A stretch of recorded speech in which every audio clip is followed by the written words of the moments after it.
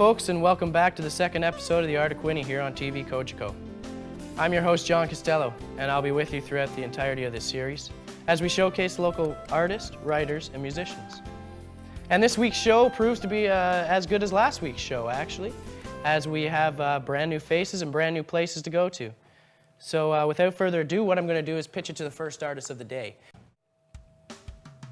Well, folks, I'd just like to thank Enid for doing the interview there. She did the interview at the library, same time Peg Holcroft did, and actually helped get the series started. But without further ado, our second artist of the night is Gabriel Krekk, and I was able to sit down with this guy and totally have an in-depth conversation. We sat down one afternoon, had a coffee, and he's just a real cool guy, so go take a look at what he has to say.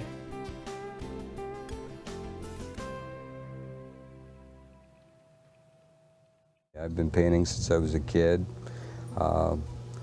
I started out doing cartoons with pencil crayons and moved my way through into oil paints, and I had a very supportive family who invested a lot of money back in the 60s and put me through the famous artist schools, and that's where I knew that it was either going to be art or architecture that I was going to spend my life doing, and fortunately I've done both. So I've got two incredible boys, Gabe Jr. 24, Michael 20. I've got an incredible supportive family, very dysfunctional, but God, I love them. And I've got a lot of great friends, a great career, and of course probably one of the most important things in my life right now is my partner, who is a long way from home.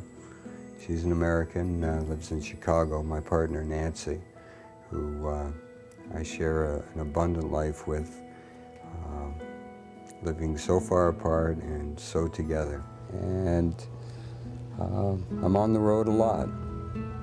I started out oil painting, moved through a whole range of different mediums, pen and ink, pastels, but watercolor was absolutely perfect for what I'm trying to give back to the world. Art's a very personal thing. I mean, everybody that looks at a piece of artwork is going to react differently. I guess my hope would be something I call the second look concept, where people look and then they glance back and really move deeper into what the image is actually trying to tell them, or they could step in and connect with what the image is feeling and actually feel it themselves. Well, my strengths are definitely my determination and dedication to get my work out into the world.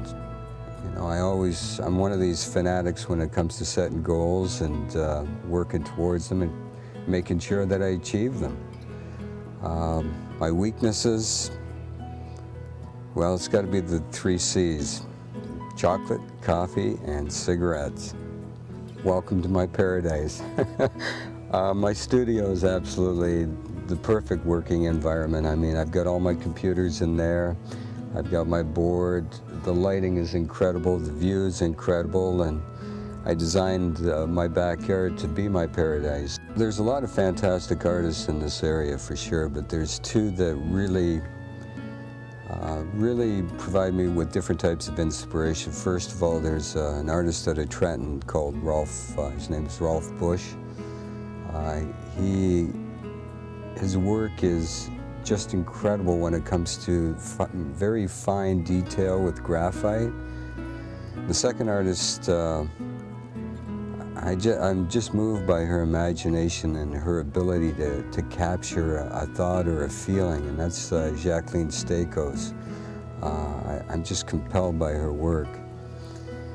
And the artist that has inspired me the most in my whole life has been an American artist out of the Midwest by the name of Ray Swanson.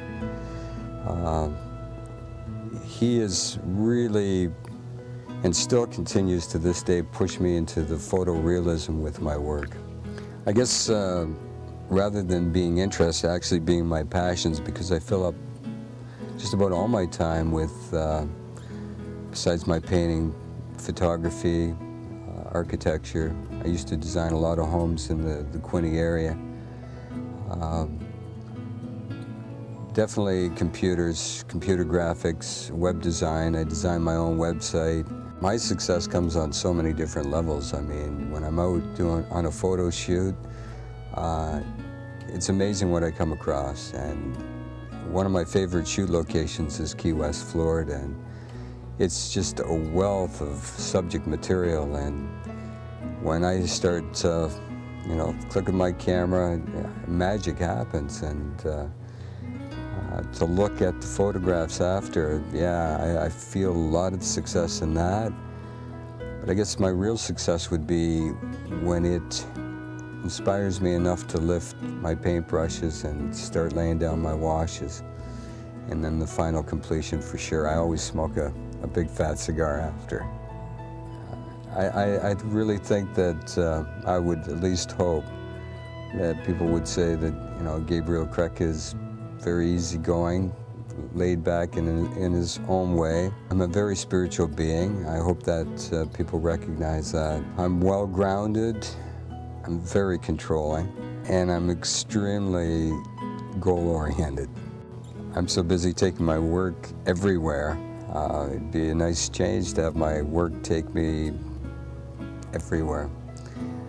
But my goal for 2007, 2008 is to take my current exhibition from 10 feet away out on tour. So I'm doing a lot of marketing right now, trying to, especially in the US, I mean, that's my ultimate goal. So I'm hoping New York, Chicago, and of course I can't miss all the Canadian sites like Toronto, Vancouver, Halifax, and Edmonton.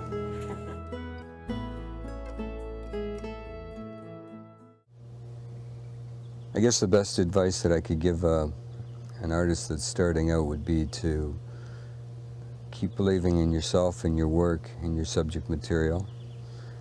Get really good at what you're doing and listen to your dreams and then go live them.